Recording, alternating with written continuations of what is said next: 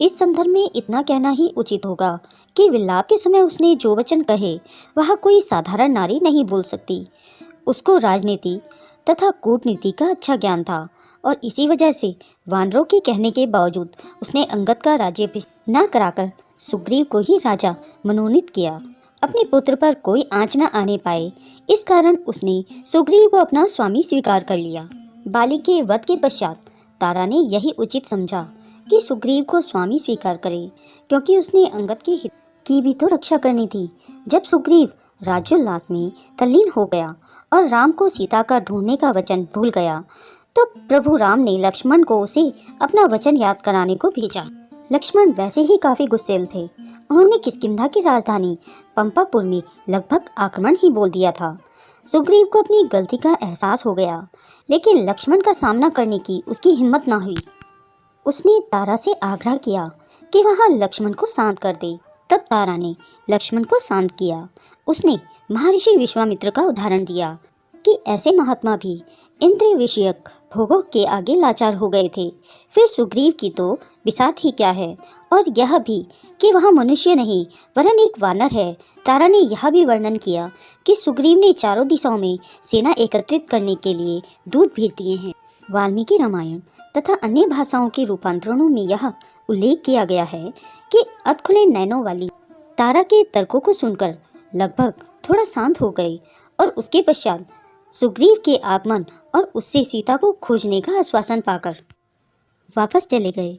रामायण के कुछ क्षेत्रीय रूपांतरणों में यह भी दर्शाया गया है कि जिस समय लक्ष्मण ने किष्किंधा की राजधानी के राजमहल के गर्भगृह में क्रोधित होकर प्रवेश किया था, उस समय सुग्रीव के साथ मदिरापान करने वाली उसकी प्रथम पत्नी रुमा नहीं अपितु तारा थी और भोग विलास में वह दोनों तल्लीन थे।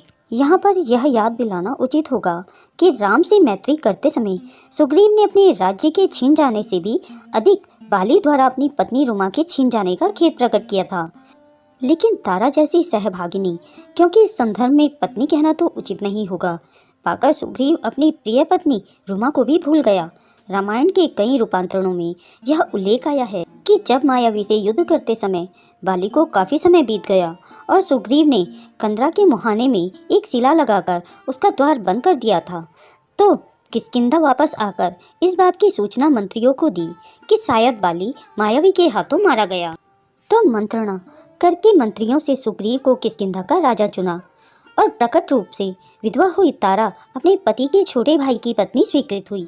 इस प्रथा को ना तो वाल्मीकि रामायण में और ना ही उसके क्षेत्रीय रूपांतरणों में पाप का दर्जा दिया गया है।